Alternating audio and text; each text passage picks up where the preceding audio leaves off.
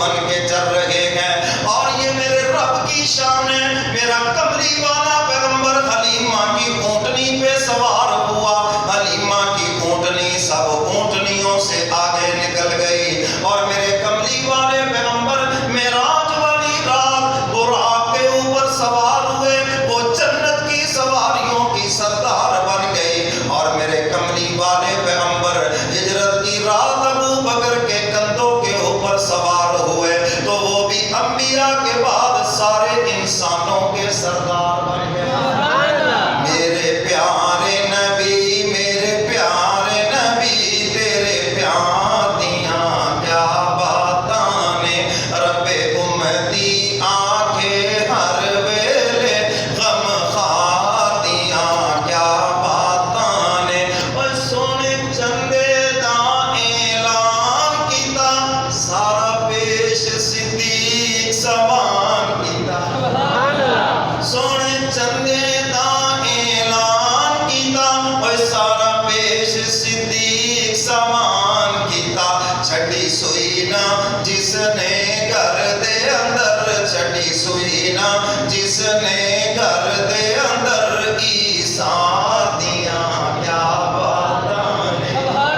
ہمیشہ صدیقہ رضی اللہ تعالیٰ عنہ فرماندیاں نے سارا سامان حضور کی خدمت میں پہنچ گیا۔ ابا جان دیوار کے اوپر ہاتھ پھیر رہے ہیں، میں نے پوچھا ابا جان کس چیز کی تلاشی ہے؟ فرمایا بیٹی عورتوں کی عادت ہوتی ہے کام کاج کرنے کے بعد یہ جو ہاتھ والی سوئی ہے درب دیوار کے اندر لٹکا دیتی ہیں، میں چاہتا ہوں کہ وہ سوئی ملے اور وہ سوئی بھی میرے گھر میں نہ رہے، میرے کملی والے پیغمبر کے دفاعی فنڈ میں جمع ہو جائے۔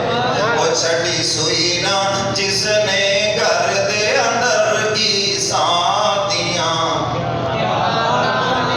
چھٹی سوئی نا جس نے گھر دے اندر، ایثار دیاں کیا باتاں نے، رب امتی آنکھیں ہر ویلے غم خار دیاں کیا باتاں نے، وہ کیویں سور پہاڑ تے چڑھدا ہے، الحمد خدا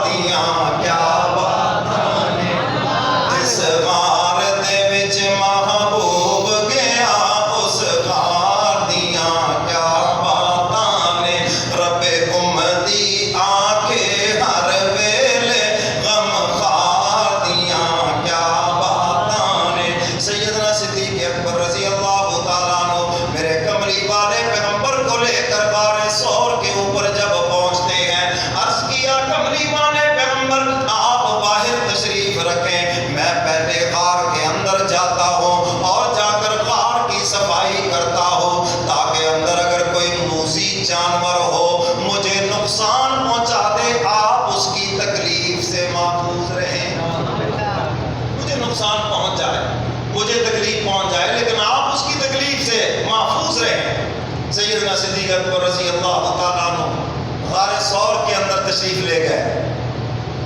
اور جا کر غار کو صاف کیا، دیکھا کہ اس کے کچھ سوراخ ہیں، کچھ راستے ہیں، اب بند کرنے کے لیے کوئی چیز نہیں، کیا کیا؟ اپنی قمیض اتاری اور اس کے ٹکڑے کیے اور ان سوراخوں کو بند کیا۔